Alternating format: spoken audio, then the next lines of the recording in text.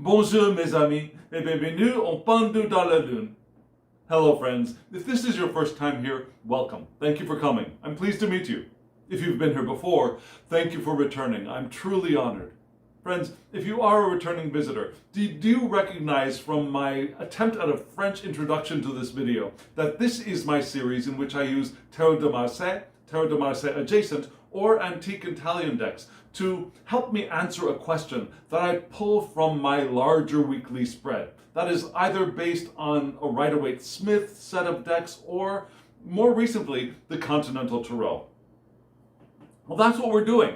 And just in case you are new here, let me give you the lowdown. Yeah, every week I do a large spread, and I did one this week. After a 50-day deep dive into the Egyptian Tarot, I'm back with my regular series, and I did a large spread based on a brand new spread, which I drew from the Tarot of the Holy Light and the Tree of Life. And if you're interested in seeing that video, I highly recommend it. It's going to be in a series, well, it's in two parts. Yeah, because it ended up being a really long video, I split it up into two parts, part 1 and part 2. And I'll have a link up here to part 1 of that video. So you can go take a look at that, maybe then move on to part 2, and then come back here. Because if you see those videos, you'll have a better understanding of of the basis for the question that I'm asking this week. So I did those spreads, and now I asked a question of my Tarot de Marseille adjacent deck for this week. And I'm using a deck which is really interesting. But before I show you the deck, well, the spread from that deck and the question, let me read the question for you and give you a little bit of a background, because I think it's going to be helpful. So the question for this week was, what is the core message from this week's Tree of Life spread? Now, the Tree of Life spread is large, it's immense, it's huge and intricate, and it weaves around in and upon itself, and there's a lot of information packed in there.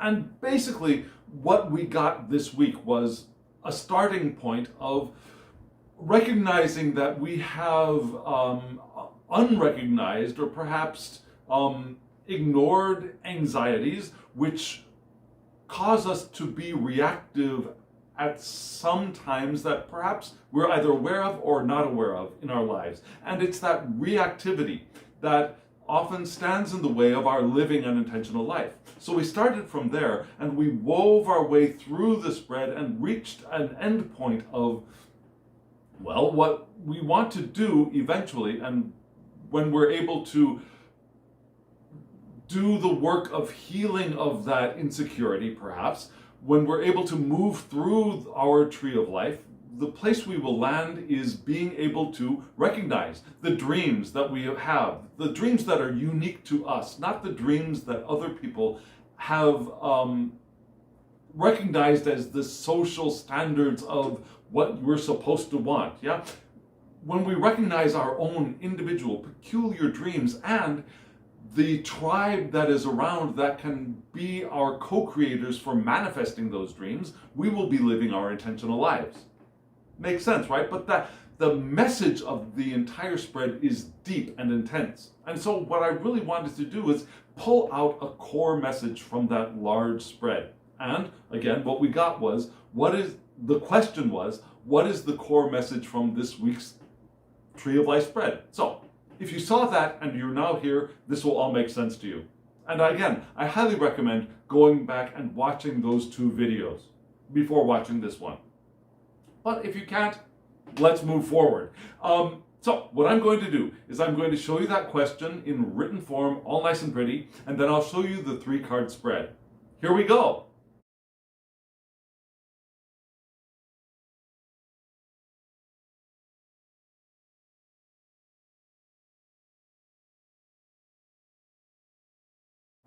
What do you think of this deck? It's amazing, isn't it? It's intriguing, it's rich, and a little bit disturbing, don't you think? Did you find it a little bit disturbing? Well, what we have here, now these cards actually are not the most disturbing in the deck. There are some more disturbing looking cards. They're not as disturbing as perhaps there's another deck. I'll put the name below, where they have intestines and more severed heads and stuff like that. This deck is not nearly that intense, but it's called the Tarot des Ambiguites. It's it's a modern creation, trying to maintain that art style of the Tarot de Marseille tradition. But it's a very recently created deck by an artist from Cuba who has immigrated to the United States, or is in the process of immigrating to the United States. And he's done this beautiful deck. It's amazing. And if you want to get this deck, I'll have a link in the description box below. It's at Artisan Tarot. So the cardstock is brilliant. It's just an amazingly, wonderfully created deck. But you saw the images. We saw from left to right, we got Justice, the Roi de Bras, and which in other words is the King of Swords, or the King of Arms, which translates to the King of Swords, and then La Papesse, right? Justice, the King of Swords, and La Papesse. But you also noticed that the King of Swords, while we'll say he because it is a male figure, though I think this King of Swords is representing each one of us in this spread. We are the King of Swords, whether we're male, we're female, we're transgendered, we're cisgendered, we're in transition, whatever, yeah? We are the King of Swords. And our bodies are facing Justice, but our heads are facing La Papesse, right? So that's where we're going to start for this spread, because we want to first recognize who we are. We want to recognize the direction we want to move in, and we want to recognize where our attention can be. That's why we're going to read this way. The king's body is facing this direction, and some people would say, well, that's the past. I'm not reading it that way. I'm reading in such a way that the king's body is pointed in the direction that the king is going, which happens to be to the left in this case. But the king's attention is here, not the future, but to the right where our mind is. And perhaps we want to carry that mindset with us as we move in this direction. That makes sense, yes? So we'll start with the king. Who are we? Who are we in relationship to the spread for this week? Moving from our perhaps recognized or perhaps unrecognized anxieties, which could cause us to be reactive, and wanting to move into the fullness of our realization of our dreams and our imagination and the people who we can co-create with to manifest those dreams. So who do we want to be? We want to be this figure, this person. I want to say this guy, even though this guy is both male, female, and non-binary, right? So, this Roi de Bras, the King of Arms, or in traditional parlance, the King of Swords. Who is this? Well, this person can be a professor, yeah, a person who works with the mind. Could be an enlightened ruler, yeah, not a ruler with force or with power, but one of enlightenment, yeah, of the mind. It could be a scientific thinker. The King of Swords, the King of Bras here, but the King of Swords is the one who uses mind to do stuff. It has clear vision, has clear thinking, is an proficient and easy communicator. So, and it was interesting because if you saw that tree of life spread that I did this week, there wasn't all that much air element in the spread. There was one really strong, which was the magician in that deck is associated with the element of air. But basically in that large spread, we had mostly earth, we had a little bit of fire and a little bit of water and very little air. So the message, the core message from that, but the air card was the beginning of our entering into our power in that spread. So in that spread, it was the magician. In this spread, we've got the King of Swords. This is who we want to be. Yeah, the King of Swords. And what characteristics does this King of Swords have? Well, this King of Swords uses head over heart. Not in place of heart, but we use the mind to maintain, to regulate, to be aware of, and to move forward with our thoughts, with our perceptions, with our communication, with more focus on those elements than our emotions, which can be sometimes rocky, less stable, more fluid. Whereas air can be a little bit more precise, right? Our thoughts can be more keen, more directed. Also discipline. This king has lots of discipline and is the communicator of truth.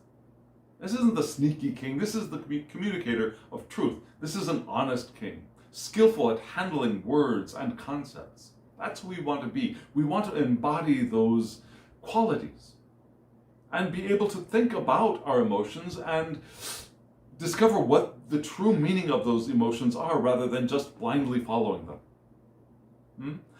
This king can go beyond thought, though, because this king is the king. He's not the knight, not the page who's trying to figure it out.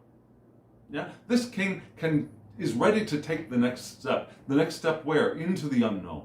Is able to move into places that most common folk are perhaps a little bit timid to enter. Spaces that we are unfamiliar with. Experiences that we don't know what the conclusions or the outcomes will be. This king is ready to move into there because this king is self-sufficient. This king can also put thought into action. This king isn't a sit back and just watch observant king. This king has thoughts, communicates thoughts, and then puts them into action, is ready to move forward. Rationally. With foresight, with clear vision, and with honesty. Where does this king want to move? Let's move to that one first. Where does this king want to move? This king wants to move. No, let's move into what's on the king's mind. What does the king want to carry forward with him, her, them? We want to carry forward this. I love this Papas card, right? Now, I didn't mention what is this king carrying? I didn't mention that. Yeah. So here's the king, full force. You'll notice, like most kings, we've got a guy sitting on a chair, a very ritzy looking chair, holding a sword in one hand. But do you notice what's in the other? It's not just a baton, there's a hand at the end of that baton. Now, this king's scepter has a hand on it. And the king's sword is a flame. And the king carries the arm of power. So that's why we've got the potential for action, thought moving into action, I think, with this card. That arm that the king has. And the arm, do you see, is holding a branch of living, vibrant, yeah, it's been cut, but there's still a lot of vitality to the branch. Yeah, what am I saying? Let me see if I can point it out for you, because this image is complex. Here is that wand with the hand. That hand is holding a branch with a flower on it. Do you see that? This is a brilliant deck, full of humor, full of wit, full of poignant symbolism. I highly recommend this deck. Anyways, so we're moving from the king to la papesse. And let me just give you, not this one, this one. So, very common, but very colorful papesse card, right? We've got the banner behind the papesse. The papesse's head is aglow with a halo of wisdom, knowledge, enlightenment. But we can see the papesse's foot in this card, right? And do you see at the papesse's foot, there's a beast clinging to her leg, to her ankle in blue. Do you see that? This is a gorgeous card. But we see that the book is open on her lap. So what is the king bearing in mind? Where is the king's head? Yeah, the king's head in this case is with the papesse, is filled with papesseness, which is what? Well, basic ideas are reading sacred texts. Mystery is part of this card. something hidden, but also sanctuary, a holy place, and preparation perhaps for moving forward, which are wonderful things. But there are other attributes that I think are more important for our king, which is looking at our papes. And those are things like self-knowledge. Yeah, the king here, in this case, in answer to the large question of the larger spread this week, self-knowledge was very important. And that is reinforced in this card. Self-knowledge, self-development. Now, to be able to get past those insecurities and anxieties that cause us to be reactive. Study is also important. The king wants to continue studying both self, tarot, whatever the king is interested in. That study also helps with self-awareness and also with awareness of our interests and helps us to expand our dreams, because that's the direction we're heading in, right? But we also might want to take a retreat before we start moving forward, before we take that step into the unknown. Maybe a bit of a retreat can be helpful here. A little bit of isolation, a little bit of meditation to enhance our self-knowledge. And interestingly, one of the ideas behind this card is feminine wisdom. And I'm highlighting that at the end of our focus on this card because that femininity, that female nature, that receptive nature, which is often translated as feminine, which has nothing to do with our physical form, but rather a quality of nurturing and receptivity and circularness and openness and fluidity that I don't know that we found a less gendered name for yet. So right now we're still going with feminine. That's what the books are still saying, it's feminine. So we're going to go with feminine here. But no, notice or remember that we're not linking feminine with female anymore. I in a cis male body am feminine. You in a trans female body are feminine. You in a cis female body are feminine. You in a trans male body are feminine. If you're in transition, you're still feminine. We have all of that within us, right? And so we're focusing on that, for right now, want of a better term, feminine wisdom. Why? Because we're moving in a particular direction. And that movement is the part of the answer to our question about the core message from this week's large tarot spread. And we're moving towards what? We're moving towards, let me put this in the right direction, yeah? The body is going towards justice. And let me just give you here's justice. Now, this might be the most disturbing of the cards that we saw today. Who do we see? We see justice. And it's interesting because justice here is holding, rather than the common, very straight sword, this justice is holding the curved, scimitar-shaped sword from the minor arcana in a Rider-Waite-Smith, in a Tarot de Marseille deck. We also see what is often thought of as like a cloth behind this or attached to the seat of justice now has become very okay. The thing I'm trying to say is that when justice is seated in Tarot de Marseille decks, there's something behind her. And some people see those as wings, some people see those as a cloth draped over an oddly shaped seat. But in this deck, the creator clearly decided that they are wings, and we can see the line work for feathers there, right? But do you also see what she's holding in her scales? Now we have on one side a severed head, and on the other side a discorporated, a heart. Yeah? What looks to me like a human heart removed from a body right there in the scale. And it also gives us a little bit of that flavor of Anubis, who has in the scale the heart of a dead person and the feather of the goddess Maat. And Anubis is weighing the heart against the feather, and if the heart is heavier than the feather, then the person doesn't go on to the afterlife, into whatever paradise, right? Because the person's heart is weighed, the conscience is weighed by their misdeeds, they have a heavy heart. So when we think of that feather, we think of air, we think of the mind, right? So I think that's what this is showing us here, the heart being weighed against the mind.